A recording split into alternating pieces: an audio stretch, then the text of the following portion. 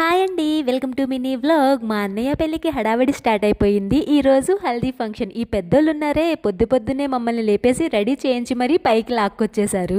నేను మా వదిన సేమ్ డ్రెస్సెస్ వేసుకున్నాము. ఈ డ్రెస్ క్రెడిట్ అంతా మా వదినకే.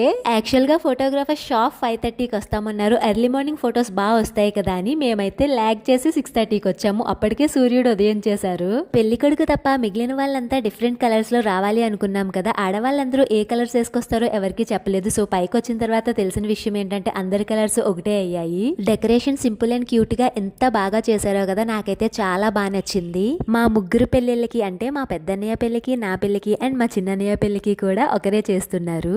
ఇంకా అందరము ఇండివిజువల్ గా ఫొటోస్ తీసుకున్నాము.